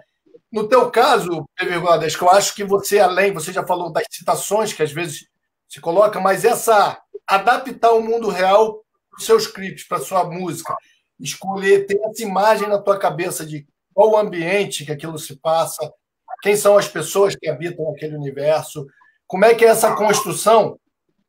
Depois dessa pergunta, eu vou tentar caminhar aqui para o final. Como é que essa construção na tua cabeça, como é que ela se dá? Ela vem junto com a construção textual da música ou é separado? Você vai pensar no clipe depois da música, depois de gravado? Como é que é? É bem louco. Tu falou agora numa parada muito interessante, porque, assim, nem sempre os dois caminham juntos, por exemplo. Tem letras que, por exemplo, e aí tem um processo de produção e execução, né, do projeto em si. Mas, assim, atualmente, por exemplo, eu escrevi nessa pandemia mais de 15 letras, né, logo nesses primeiros 3 meses, assim, e já junto com uma ideia de uma produção musical dela já elaborada e tal, mas ainda, tanto que eu estou assim, essa semana eu estou até gravando boa parte delas para lançamento para o ano que vem e para até 2022, porque o processo de se ouvir música mudou, né? Antigamente a gente pensava muito em fazer um disco, e hoje a gente trabalha meio que a cada lançamento é como se fosse um disco, cada música a ser lançada é um disco. Então é preciso pensar nessa estética visual, é preciso pensar no processo de marketing, no processo de divulgação, porque é como se a cada música eu estivesse lançando um disco, então é muito louco. Mas assim, eu já tive músicas que eu escrevi, e aí na hora de fazer o clipe, eu, putz, grila, como é que eu vou fazer essa parada? Porque primeiro vem a ideia, e dentro do processo das ideias, você pensa em mundos e fundos, só que aí você entra para a realidade financeira, você vê que você não tem dinheiro para poder executar aquele projeto da forma como gostaria. Aí eu já trabalho já num pensamento macro. Eu estava explicando isso ainda há pouco para uma menina que estava me perguntando, que é meio que eu bolo o roteiro, faço essa construção dessa ideia para, por exemplo, gravar tudo, por exemplo, dentro de um dia, num período de 8 horas, que aí é meio como se fosse, né, o lance da diária do câmera, a questão dos atores que eu vou trazer, da galera que vai participar, para poder não... Já teve clipe que eu gravei em 5 dias, às vezes até em 2, 3 meses, né? Quando trabalhei no meu primeiro disco, teve execuções que foram mais trabalhosas, como teve outras que eu fiz em 3 dias. Mas atualmente eu tenho otimizado muito pela questão financeira também. Então é tudo meio que pensado e projetado para poder caber dentro de um período máximo de 8 horas. E aí é isso. Teve a música, por exemplo, Filho do Carnaval, que foi uma música que eu tenho o maior orgulho de ter feito esse clipe, porque a letra da música foi inspirada num samba de Vinícius e Baden, que é o Consolação, e aí eu era apaixonado por esse afro-samba, e aí eu escrevi essa música, Filho do Carnaval, conta a história de um cara que é um malandro, na verdade, tipo, e a mulher tá ali sofrendo porque ele vive na noite, vive na rua, vive na farra e tal.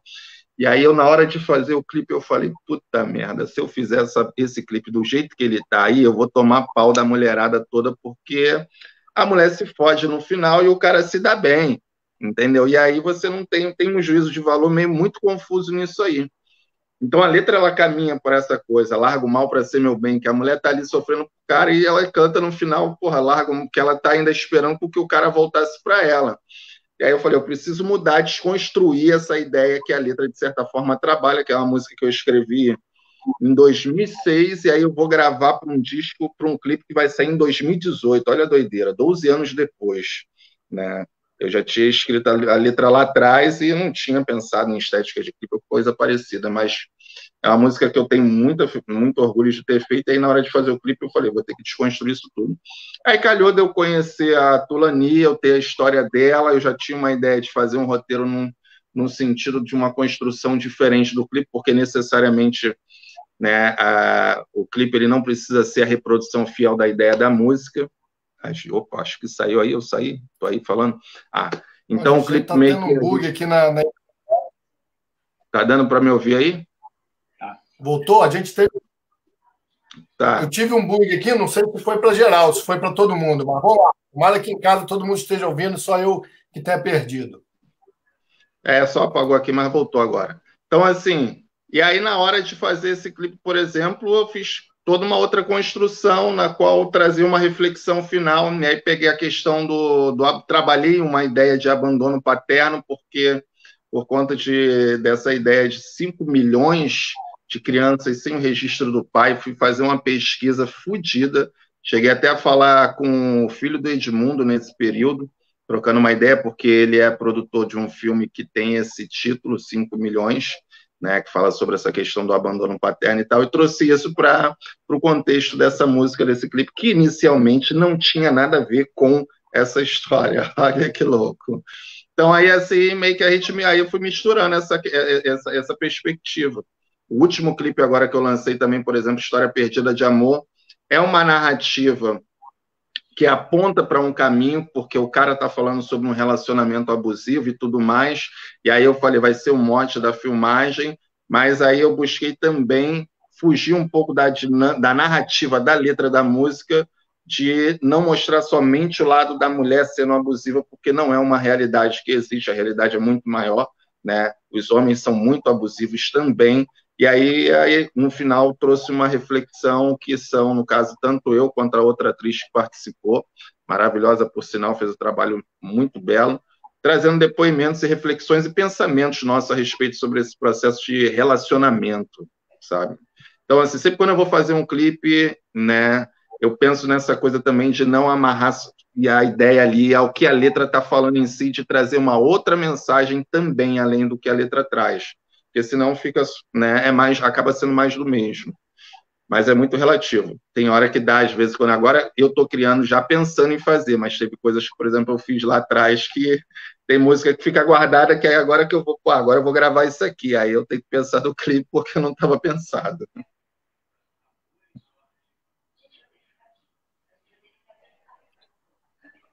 Bacana, bacana. Ó, já me informaram aqui nos comentários que tá tudo ok, tá show, então só eu que perdi. Deixa eu botar um comentário aqui que é importante dividir com vocês essa percepção da galera de casa.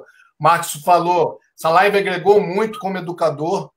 Essa live agregou muito. Como educador, outras áreas do conhecimento sempre serve para a reflexão da dinâmica da sala de aula e interrelacionar e adaptar para a nossa área do saber. É muito relevante. Obrigado, professores. Né? Obrigado aí, Marcos, pelo seu comentário.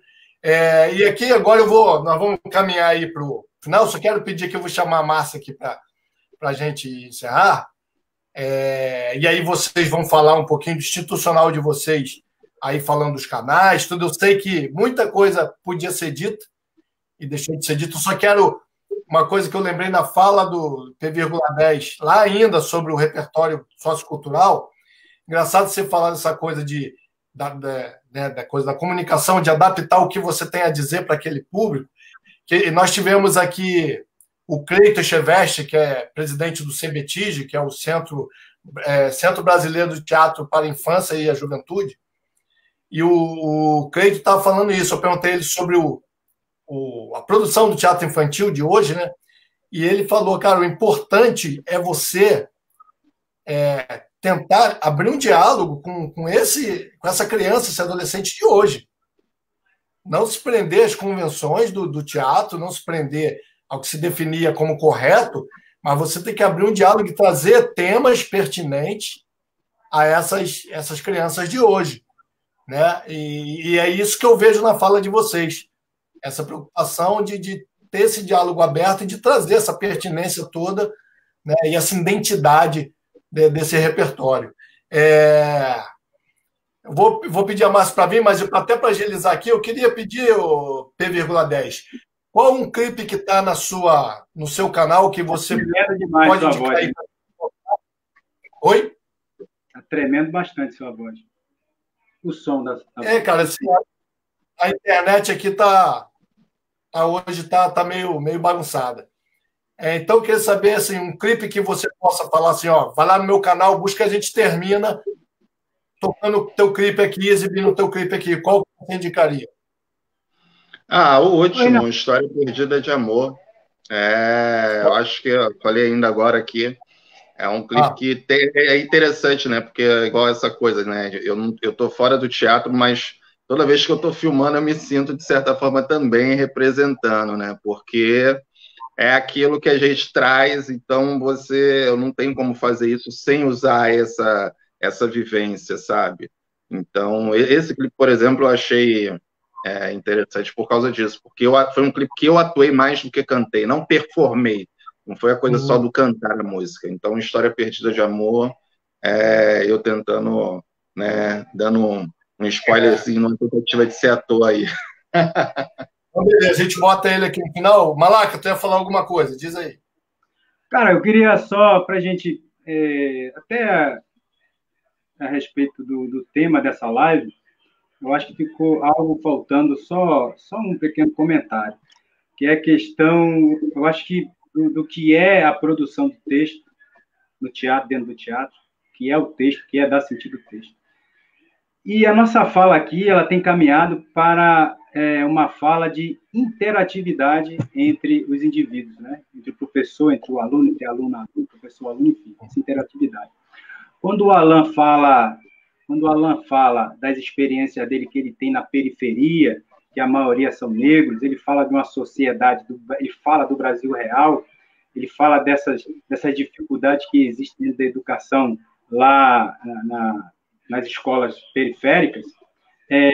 Eu vejo que a importância de você levar para esses alunos, quanto professores que têm um conhecimento, né, que têm armazenado aí um conhecimento dentro da sua história, ou seja, de teatro, seja de música, ou seja, enfim, de várias outras artes, levar para esses alunos um aprendizado que seja não aquele aprendizado de querer ensinar o aluno, mas sim mediar para o aluno o conhecimento, de maneira que o aluno ele possa interagir com os outros alunos, com outros amigos que ele tem em volta. Então, esse trabalho que o P,10 faz, P,10 faz, é um trabalho que visa justamente essa interação desses alunos. E aí, quando você pensa em texto, da produção de texto dentro do teatro, você pensa num texto que é algo coletivo, que se constrói coletivamente, né? E é isso que a gente tem que é preciso fazer dentro da sala de aula. O texto ele não é aquela coisa que está acabada, não é só uma página escrita. O texto ele tem dentro da sua margem profunda todo esse repertório sociocultural que nós estamos falando aqui. Agora, se a gente imaginar que uma produção de texto teatral, como ela se dá, nós veremos que cada autor que produziu o seu texto, ele teve ali, num ambiente sociocultural da sua época, em seu período, que influenciaram a ele escrever aquele texto que tem a sua criticidade, que tem a sua reflexão sobre aquela sociedade.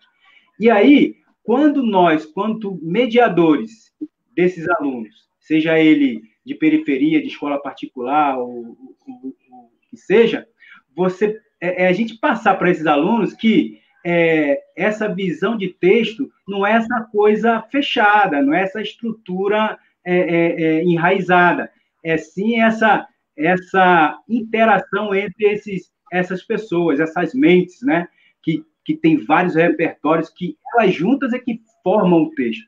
E aí, quando você cria essas habilidades, ou seja, você cria essas atividades para colocar em sala de aula, é um outro universo, é um outro mundo que vai dar para essas crianças do entendimento do que é um texto, do que ela faz parte da produção desse texto. Porque a gente tem muito assim nas escolas, a gente vê, por exemplo, a gente cita texto de Machado de Assis, de José de Alencar, enfim, os textos de escritores altamente intelectuais, né, da literatura, que tem uma escrita totalmente rebuscada, que o aluno pensa que ele jamais vai conseguir fazer aquele texto, que ele vai produzir aquele texto. Não sabendo ele que aquele texto ele não é um texto acabado, ele é um texto que o aluno ele pode contribuir, dar sentido, simbologia àquele texto que ele está sempre se construindo.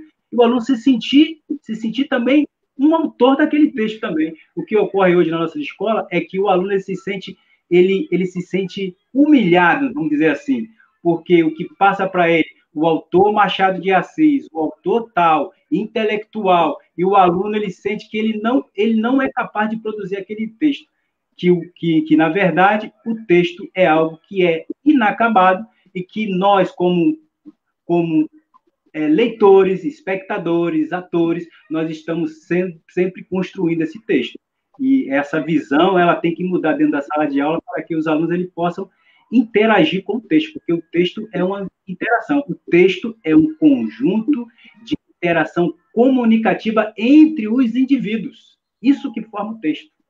Então, a perspectiva ela tem que sair dessa maneira estruturalista de passar para nossas crianças esse bicho-papão que é o texto, que não é para ser assim.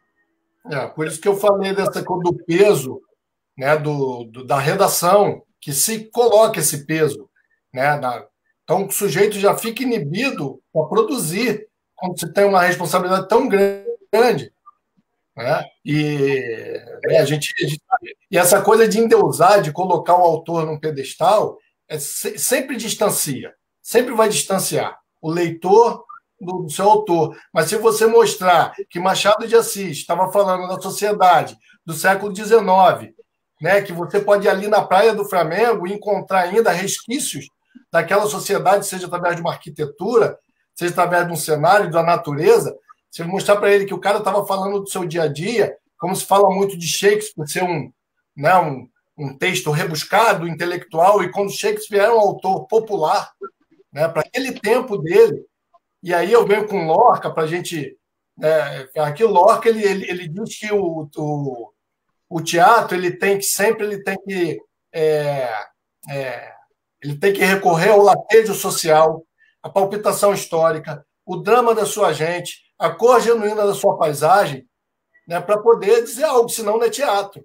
Então, se não cria essa identidade, e a gente vê hoje muito experimentações estéticas que distanciam, né, quando é estética pela estética, vai sobrar pouca coisa do que se pretende.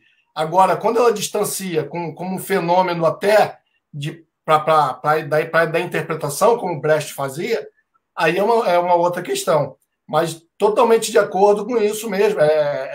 Colocar o autor num pedestal vai criar uma distância enorme do leitor, das competências desse leitor, da capacidade desse leitor com aquele autor. E é por isso que na nossa sociedade também leitores se acham privilegiados, mas se acham acima do outro quando tem um repertório literário muito grande.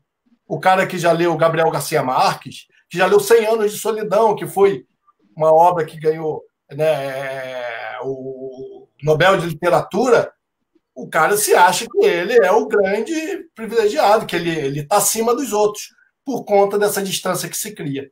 E quando é uma leitura...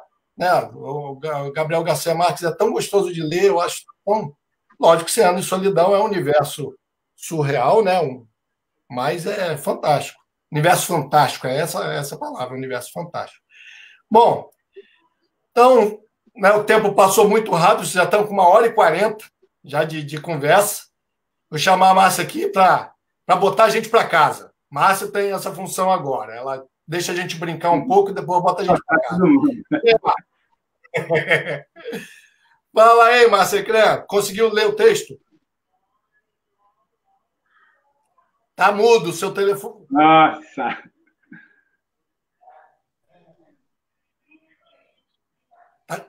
Tá mudo ainda.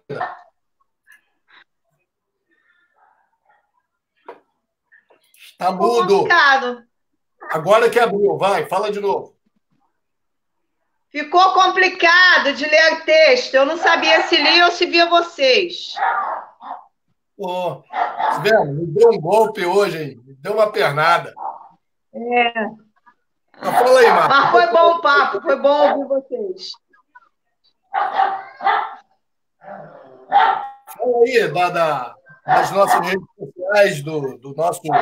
Bem, Espaço Dramaturgos toda segunda-feira aqui no Face da CIA da Capital. A gente sempre tem uns convidados bacanas. Daqui a pouco o Reinaldo vai falar quais são da semana que vem. Um beijo, Cizinho. Saudade de você. Essas lives estão sendo maravilhosas, que cada semana eu encontro uma galera bacana. Marquinho, beijo também. Então, como eu estava falando, segunda-feira, Espaço Dramaturgo aqui no Face da CIA da Capital. Toda sexta-feira a gente também tem live Tertuliana e Ana Tércia, também aqui no Face da CIA da Capital. Ó, a cachorrada ainda está se manifestando aí, junto com o panelaço. Então, sexta-feira agora, Tertuliana e Ana Tércia, sempre uma live, interagindo com a galera, tem sido bem bacana. Os meninos aí, Malaca já entrou aí com a gente, P,10, vem participar com a gente sexta-feira também aí, tiver um tempinho, alguma sexta não estiver gravando, Tertuliana na Terça é bacana, a galera tem gostado. E como a gente sempre fala, a gente ainda está na pandemia, pode parecer que não, né? Porque hoje, por exemplo, feriado, aqui na cidade está cheia, praia lotada, Rio de Janeiro também lotado, a galera não está acreditando, mas enfim. A gente está torcendo para acabar, mas ainda não acabou. Então ainda tem gente precisando de ajuda, que a gente sempre pede. Você pode ajudar um pouquinho, quando for ao mercado fazer a compra, sempre tem uma caixinha lá de alimento para fazer cesta básica para pessoas que estão precisando nessa pandemia. Colabora com um quilo de qualquer coisa. A gente sempre conhece alguém que pode ajudar e alguém que esteja precisando. Se você tiver conhecer também alguém que esteja precisando, procura um lugar que ainda está ajudando, porque caiu muito a ajuda, né, durante essa pandemia, e direciona essa pessoa para lá. Tá bom? Muito obrigada, Somalá. Per,10. Eita, agora a língua travou. Estou vendo vocês dando aula aí o tempo todo, ó. É o que deu. Tá? Muito obrigada. E volta aí, Reinaldo. Fala você aí. Beleza, então só lembrar que a gente tem aí, na segunda-feira, Espaço Dramaturgos, dia 14, às 20h15. Teremos a presença de Francisco Pelé. Francisco Pelé é realizador do Fest Luso, lá em Teresina, no Piauí. E o Raul Rosário, que é um ator lá de Angola, de Luanda, que inclusive está na Netflix no filme Santana, que é uma produção angolana que chegou na Netflix. É um passo fantástico. Já assistiu, Pedro? Assisti, tô terminando de ver. Comecei a assistir, tô terminando de ver. Então, eu sempre vejo as produções africanas. O Raul Rosário é aquele que faz o comandante do Exército, Matias, comandante Matias. Vai estar aqui com a gente, é um parceiro nosso já de muito tempo aí, desde que eu comecei para Angola. Um grande ator, trabalhos muito importantes. E o Francisco Pelé, que é um produtor fenomenal, que consegue reunir lá em Teresina, né, expressões do teatro lusófono de língua portuguesa, né, pessoal de Cabo Verde, pessoal de Guiné-Bissau, Moçambique, de Angola. E esse ano, infelizmente, não aconteceu o festival, mas teve uma reunião online, tiveram algumas atividades online para engrandecimento e enriquecimento da galera. Então é isso aí, vamos falar exatamente sobre isso, teatro em língua portuguesa. Tá beleza? Na próxima segunda. E aí a gente se despede hoje, né? Quero pedir aqui para o Somalaca dar o seu recado aí para a galera, se despedindo. Bom, eu quero dizer que estou muito feliz de ter participado desse encontro com vocês e quero convidar o pessoal aí que tem interesse em fazer uma produção de texto de excelência, vamos dizer assim, uma redação do Enem, onde tem que ter abordado as 5 competências lá do Enem. Eu tenho um canal no YouTube onde eu estou fazendo aulas passo a passo, por parte, até a competência 5, explicando para você como você deve aplicar cada competência dessa em sua redação.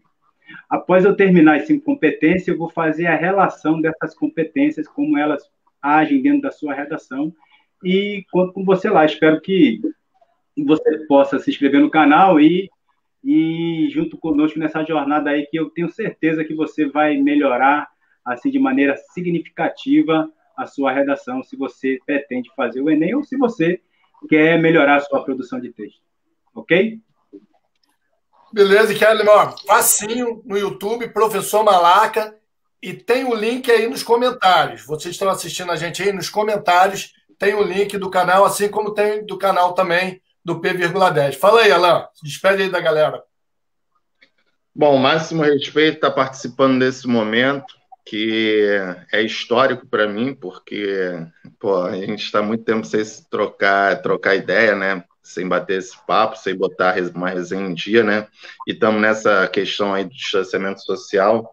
Então é bom rever vocês, falar para uma galera também, contar um pouco dessas vivências aí que a gente teve. E, como eu digo, né? Sigamos na luta.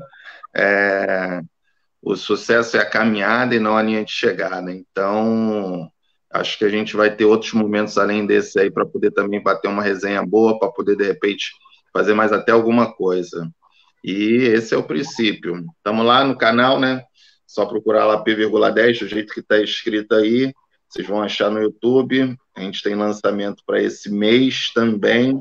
E aí, depois, na sequência, a gente vai preparar mais algumas novidades. É isso. O bonde não para. Beleza. Vou colocar aqui o clipe. Galera, muito obrigado. Muito obrigado por mais uma segunda-feira, mais um Espaço Dramaturgo, vocês estarem com a gente. Hoje a internet... Espero que não tenha atrapalhado tanto vocês aqui, a minha atrapalhou um pouquinho, mas o importante é que o recado foi dado. Quem não pôde assistir, né, no tempo aqui, ao vivo, a transmissão, vai assistir depois aí no Facebook ou no canal do YouTube. Obrigado, Malaca, por aceitar nosso convite. Obrigado, P,10, da mesma forma. Obrigado, Márcia, por se dividir aqui entre aqui e lá. Muito obrigada, Rinaldo. Alô? E vou puxar aqui agora, vou colocar aqui o clipe, né, um processozinho meio artesanal, que eu tenho que dividir a tela aqui do computador, mas está tranquilo, vamos lá, fazendo isso aqui agora. Obrigado, galera. Valeu mesmo. Até segunda-feira com Francisco Pelé e o nosso amigo Raul Rosário. O papo vai ser muito bom, teatro em língua portuguesa. Valeu, pessoal. Olha o canal aqui do P,10. Vamos lá. Deixa eu botar aqui tela cheia.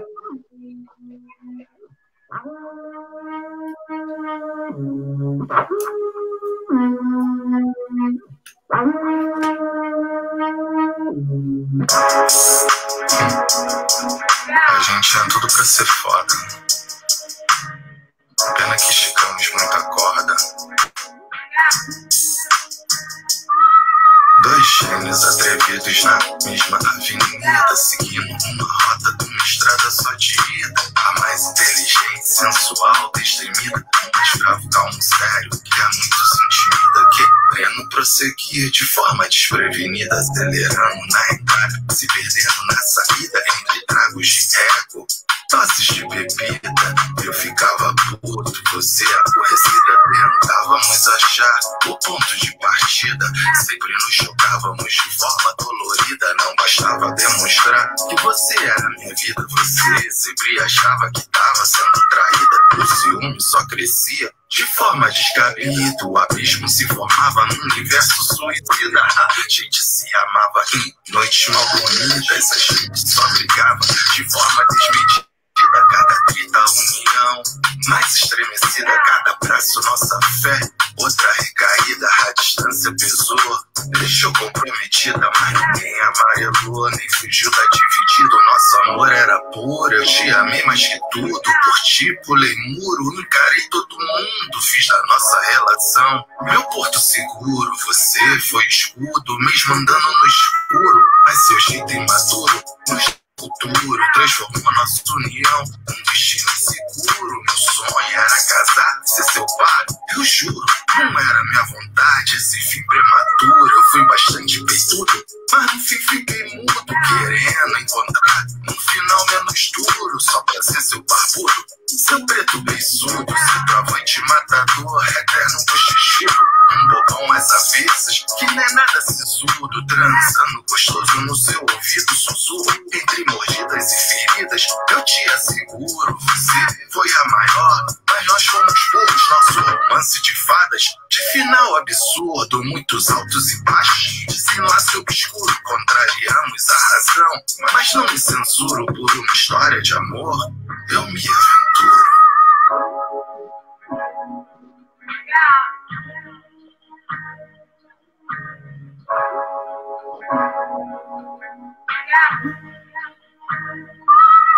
Entre sonhos e choros, ainda procuro um abraço apertado, seu corpo desnudo. Entre sonhos e choros, ainda procuro um abraço apertado, seu corpo desnudo.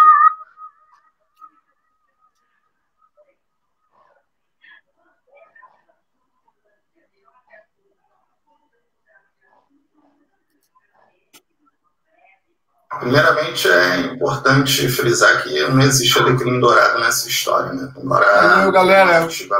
Eu sei que tinha acabado aqui, Alan. Mas já deu para sentir um gostinho aí. Tem uma hora que eu fiquei sozinho aqui, não sabia que eu estava na tela. Então, você que ficou curioso, você que está curtindo, né? Vai lá no canal depois, 3,10, assiste o clipe inteirinho, beleza? Era a intenção deixar rolar aqui, mas aí a tecnologia me derrubou. Eu tenho que me adaptar. Gente, brigadão. Até a próxima. Fiquem com Deus.